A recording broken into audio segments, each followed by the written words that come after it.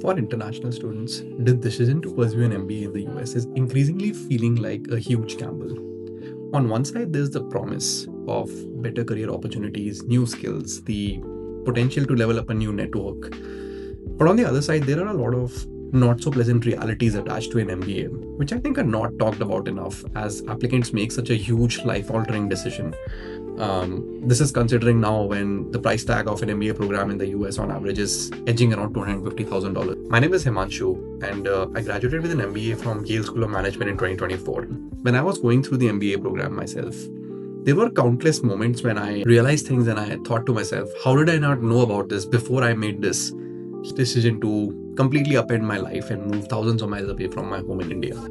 This is not to say that the MBA was bad. I think it was genuinely transformational for me in many ways. I think a lot of candidates make the decision to go through this experience based on a very polished and positive perception of the MBA. And I think there's a lot of not so pleasant realities attached to this as well. In this video, I hope to break down 3 of those realities which deserve a much more honest conversation and which I'm hoping can help you make a much better and much more informed decision on whether or not you even want to go through this experience and if you will find it valuable enough for your specific goals. So let's dive into it. Number 1, going to a top MBA program does not necessarily guarantee that you will get your dream job. We all have heard a similar pitch when we are going through the application process. You go to a top program, you can have your pick of jobs that you want right after it, whether it's elite consulting firms like Bain, BCG, McKinsey, investment banking at elite banks, product management at a big tech firm. But what is not emphasized enough is the degree of competitiveness and unpredictability of the recruiting process. A top MBA program definitely provides you a very strong platform. You will have access to interview resources, connections to alumni, with recruiters potentially coming on campus, and opportunity to interview with firms which you otherwise would not have. The MBA program itself will not push you over the finish line. The MBA program will provide you with access, but whether that access becomes meaningful will depend very heavily on your execution, your background, and a lot of luck. To give you some perspective, for consulting recruiting alone in my year at Yale, there were 4 times as many candidates applying to Bain, BCG, and McKinsey for summer internship roles as the number of spots they had open for that year. And the competition is similar even in other fields like banking and tech. One more thing to call out here is people don't realize how concentrated a lot of MBA recruiting is in reality. Vast majority of the batches generally end up in consulting, banking, and big tech. If you're aiming for roles like venture capital or startups or some very niche domains, the MBA isn't necessarily as much of a career accelerator as it is for some of these traditional paths. Coming to the second one, this one makes me laugh a little, and probably this is something that a lot of people will not agree with me. The MBA is not going to be the best 2 years of your life.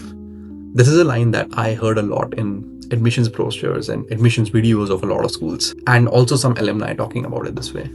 Parts of business school were definitely a lot of fun. People like me who had worked in the industry before coming to business school, it definitely felt nice to not be working anymore. You do have opportunities to meet new people, make some good friends, and also travel depending on how much you're able to afford. But people romanticize the MBA experience way too much, and that is a perception I see a lot of applicants coming into the program with. What's missed out is that a lot of these elite MBA programs are very high pressure social ecosystems.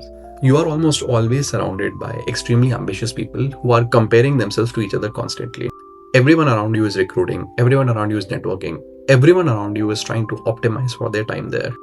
On top of it, you constantly are hearing about others' achievements, whether it's getting an internship, getting a job, someone's doing a startup, someone won some national competition. And if you're not careful, it becomes very easy to feel like you're falling behind and lose track of why you came to business school. A lot of people don't show it, but privately they're all stressed, anxious, confused, and burnt out. This also results in them making choices that they didn't want to make for themselves in the first place, whether it's recruiting and taking up a job that they didn't like and didn't want to, or attending social events that they had no interest in going to. But all in all, the social experience is not as magical as the brochures tell you. Now coming to the third one. International students don't have the same quality of experience as domestic candidates. Now, this is especially true if you came to business school with the idea of transitioning your careers into a new industry and switching jobs. But probably less so if you plan to go back or have your own business. Maybe it doesn't apply to you as much. But with international students, they have a lot less flexibility in the different career options they could pursue in business school than they think. In India, usually people go into MBA with less experience. So there are a lot more entry level roles in different industries that they target. In the US, on average, a typical MBA class, people have around 5 years of experience. This results in firms looking for candidates with slightly more relevant experience because they're being hired for profiles that are more senior in tenure. On top of that, the visa restrictions that international candidates face further narrows down the pool of potential opportunities that they could pursue. Mostly venture capital, private equity, and startups are out of the picture for international students as they usually do not have the resources to sponsor candidates. One more implication of this is that it becomes much more paramount for internationals who want to pivot careers or want to move into one of these traditional paths to come in with a lot more focus, because the margin of error for you if you do not catch that train becomes much higher compared to a domestic candidate, because a domestic candidate could take up a role that may not be their top choice and eventually navigate into something that they like.